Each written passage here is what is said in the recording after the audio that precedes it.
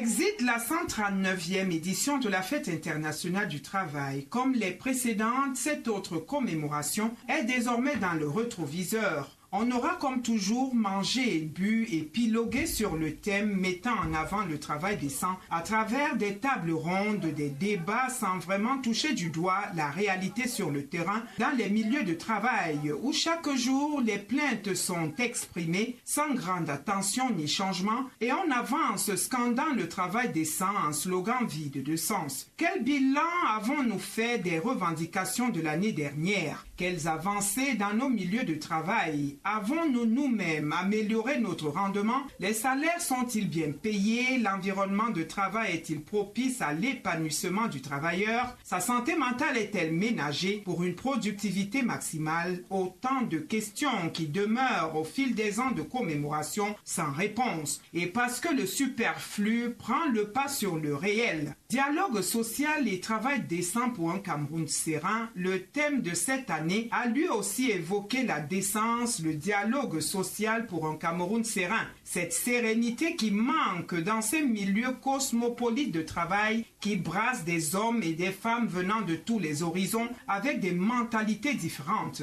Les uns imbus de leur pouvoir, écrasant les autres et usant de tous les subterfuges pour mater et s'accraper tous les jours, forger son mental pour faire face à toutes ces difficultés. L'exercice est plus qu'un simple réglage lorsqu'on sait que certains y trépassent, succombant à la pression du travail, de l'environnement et de tous ces harcèlements. Il y a fort à faire pour atteindre cet objectif tant souhaité, le travail décent. Nous avons dans ce studio Madame Elvine Ekwesa, épouse Kwamo. Vous êtes inspecteur régional du travail du centre. Merci d'avoir accepté notre invitation. Je vous dis également merci, Madame Bousnou, pour votre invitation. Vous semblez fatiguée au lendemain de la fête du travail. Ça va? Vous avez trop fêté? Trop fêté, ce serait peut-être un peu trop dit, mais nous sommes contents que la fête se soit passée dans de très bonnes conditions. Alors, nous sommes dans un studio et carte sur table, nous avons des problèmes de climatisation. Qu'est-ce que vous en dites? Ce travail n'est pas décent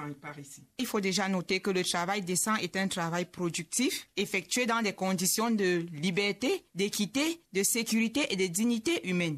Bon, c'est pas toujours évident d'avoir la climatisation partout, mais on ne peut pas s'empêcher de dire que le travail soit décent pour autant. Alors, si vous supportez cette chaleur, il n'y a pas de souci. Dites-nous, au lendemain de la fête du travail, qu'est-ce qu'on retient de cette fête? Ce que l'on peut retenir de la 139e édition de la Fête internationale du travail sur le thème « Dialogue social et travail décent pour un Cameroun serein », c'est que tout simplement, le dialogue social est quelque chose qui est primordial dans une entreprise. Et pour qu'on parle de dialogue social, il faudrait que tous les acteurs concernés soient informés déjà de leur mission et qu'ils utilisent les meilleures méthodes pour que la négociation se passe dans de bonnes conditions. Ce serait évident qu'on parle des bonnes conditions de travail également. On l'a dit dans la chronique, c'est un slogan, il a vraiment un sens en ce qui vous concerne? Le travail décent a un sens du moment où, pour qu'un travailleur se sente dans de bonnes conditions, pour qu'on parle de travail décent, il faut bien que le travailleur soit dans de bonnes conditions de travail. C'est pour ça que je vous pose la question. Vous pensez que les travailleurs sont dans les meilleures conditions pour pouvoir produire?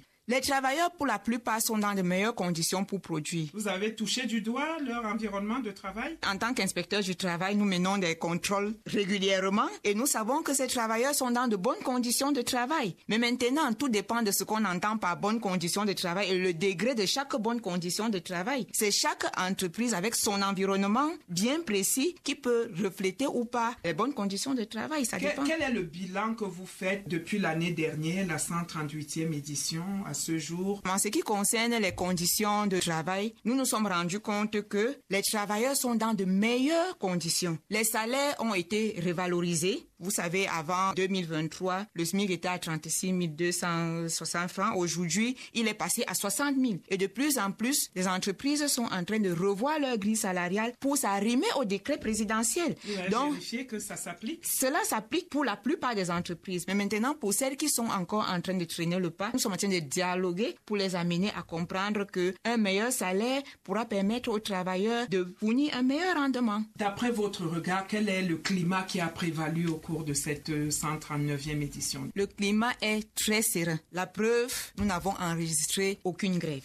On peut dire que le travail est vraiment décent au Cameroun et que le climat social est vraiment serein. Il n'y a rien à améliorer. On ne peut pas dire que tout va bien, mais tout va beaucoup mieux. Puisque ça ne peut jamais aller bien. Il vaut mieux voir le verre à moitié plein que de voir le verre à moitié vide. Qu'est-ce qu'on pourrait rajouter quand même aux travailleurs pour ceux qui se plaignent? Tout ce qu'on pourrait dire aux travailleurs, c'est que les bonnes conditions de travail commencent déjà par l'idée que nous avons du travail que nous effectuons. Parce qu'une meilleure situation vient d'abord de nous-mêmes. Nous devons nous créer un environnement psychologique propice à bien faire le travail pour lequel nous avons accepté d'être là. Ça ne sert à rien d'accepter de faire un travail aussi peu soit-il payé et après se dire que nous travaillons beaucoup pour un minimum de salaire alors que nous avons accepté au préalable ce salaire. Sachons l'accepter et puis essayons de faire avec le peu que nous avons parce que nous l'avons au départ accepté. Cela dit, beaucoup se plaignent de la santé mentale au travail, des harcèlements, le pouvoir de certains responsables qui s'amusent à anéantir les autres comme ils veulent. C'est autant de plaintes qu'on a quand même dans certaines structures. Avez-vous vent de cela?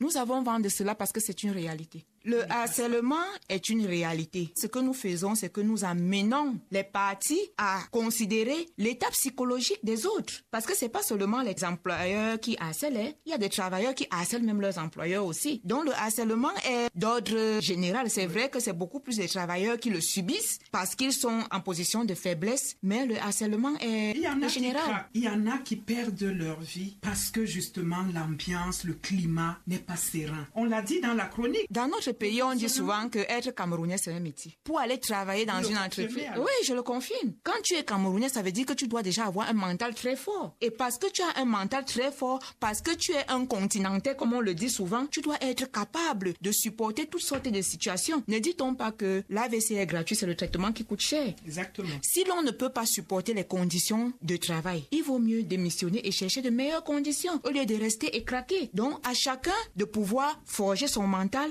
pour pouvoir travailler dans une entreprise qu'il aura au préalable choisie. Dites-nous, qu'est-ce que les pouvoirs publics font exactement? On l'entend dire, le travail décent, le dialogue social. Qu'est-ce qui est fait concrètement? Qu'est-ce que vous faites au quotidien pour que le travail des uns et des autres soit amélioré? Ce que nous faisons justement à travers les contrôles, c'est d'amener les chefs d'entreprise à prendre l'entreprise comme leur maison. Je ne pense pas qu'il y a quelqu'un qui voudrait qu'il y ait du désordre dans sa maison. Je ne pense pas qu'il y a un parent qui voudrait que son enfant ne mange pas à sa faim. Je ne pense pas qu'il y ait un parent qui ne voudrait pas que son enfant soit psychologiquement stable ou mentalement stable. Nous amenons les chefs d'entreprise à considérer ces travailleurs comme leurs enfants et à leur donner les meilleures conditions de travail, que ce soit sur le plan de l'environnement, la propriété, la santé, la sécurité, que sur le plan mental également, le plan même de la rémunération. C'est vrai que c'est pas toujours évident en ce qui concerne la rémunération parce que les travailleurs sont souvent prêts à accepter n'importe quoi, mais lorsqu'ils ont accepté, il faudrait néanmoins que l'employeur les mette dans de meilleures conditions de travail et les encourage même à rentrer à l'école peut-être pour avoir d'autres diplômes qui pourront leur permettre d'être reclassés et avoir une meilleure rémunération. Mais il y a également que pour ceux qui ont accepté ce salaire minimum, il n'est pas payé régulièrement.